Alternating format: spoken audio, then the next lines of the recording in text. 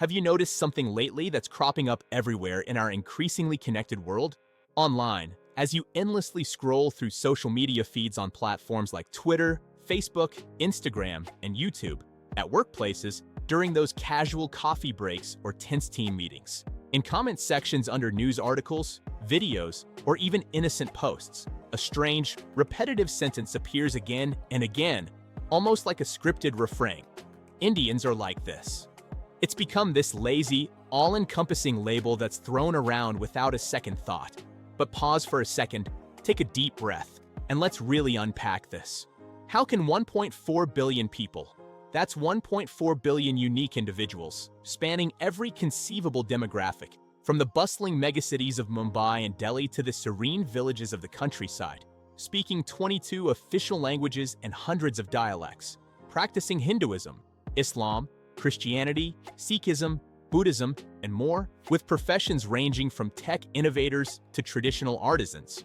How can all of them possibly be the same? This notion defies logic, diversity, and basic human variation. It's time to challenge this oversimplification head-on. But pause for a second and let that profound question linger in the air. The truth is uncomfortable, staring us right in the face, yet we must confront it. The world doesn't hate Indians. Far from it. There's no universal vendetta or blanket prejudice against 1.4 billion people. Instead, the world reacts viscerally, instinctively, to what it sees the loudest amid the cacophony of global media and daily interactions. In many countries today, people are grappling with real fears. Jobs that feel scarcer than ever due to economic shifts. Houses that have become prohibitively expensive in competitive markets. Futures that seem shrouded in uncertainty with rising costs and changing landscapes. When fear rises like a tide, logic often falls away, and the most visible outsider, the one standing out in the crowd, becomes the easiest target. Not because they are inherently wrong or inferior, but simply because they are there, noticeable in the moment of anxiety. This dynamic montage of diverse Indian faces reminds us of the individuality that defies any single judgment. Yet it's this very visibility that can trigger reactions when tensions are high. It reacts to what it sees the loudest. A few inflammatory comments typed in haste by frustrated individuals. Viral videos that capture a fleeting moment of chaos and rack up millions of views overnight. Scams run by a minuscule percentage of bad actors that dominate international headlines for weeks. Or misbehaviors by outliers that get endlessly replayed and dissected. These are not representative. They're the exceptions that algorithms and human psychology amplify exponentially.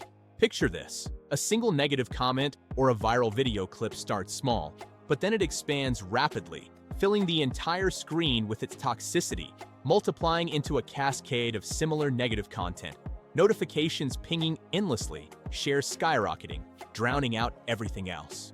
Suddenly, an entire civilization, one with ancient roots in mathematics, astronomy, medicine, and philosophy, home to the invention of zero, chess, and countless modern innovations, is judged harshly based on these isolated, outsized incidents. The sharp depth of field in this animation symbolizes how focus narrows to these distortions, blurring the broader truth of quiet contributions and normal lives. Social media doesn't show reality. It curates and thrusts extremes into our faces, designed to hook attention and drive endless scrolling. On one side of this split screen, behold the quiet, serene scenes of everyday good deeds unfolding in soft, natural light. A young person gently helping an elderly neighbor carry groceries up the stairs. A community group planting trees in a local park on a sunny afternoon. Acts of kindness that ripple positively but never trend. On the other side, the chaos erupts in brightly lit frenzy. Online arguments flaring with aggressive emojis and personal attacks. Sensational headlines blaring in crisp white and saffron orange text overlays, demanding clicks and outrage. One spam comment snowballs into a full-blown stereotype repeated by hordes. One troll's provocation morphs into the supposed identity of millions. One criminal's misdeed brands an entire nationality. Good behavior stays silent, unshared, forgotten. Bad behavior screams, echoes, and dominates. And silence, no matter how virtuous, never goes viral. It's the spectacle that algorithms reward and feeds amplify relentlessly. Yes, some of us need to improve. Better civic sense in public spaces, more responsible online behavior to avoid fueling trolls, deeper respect for local rules and customs wherever we go. Calling this out isn't self-hate. It's the essence of self-respect, because loving your community means having the courage to correct and elevate it. The world doesn't see the Indian doctors saving lives at 3 a.m. in high-pressure hospital operating rooms, their faces etched with focus as they perform intricate surgeries that rescue patients from the brink. Indian engineers meticulously running global systems, coding the algorithms behind your favorite apps, maintaining the servers that keep the internet humming, designing the satellites orbiting above us, or dedicated workers paying taxes diligently, following every rule to the letter, raising families with dignity and warm, well-maintained homes filled with laughter and lessons in perseverance. Each quick cut highlights their professionalism and quiet dedication under perfect lighting. Because excellence doesn't shout for attention or demand spotlights. It simply works, consistently and competently. Here's a truth rarely voiced. When Indians succeed globally, leading companies, winning Nobel Prizes, dominating tech industries, it challenges entrenched power structures built over centuries.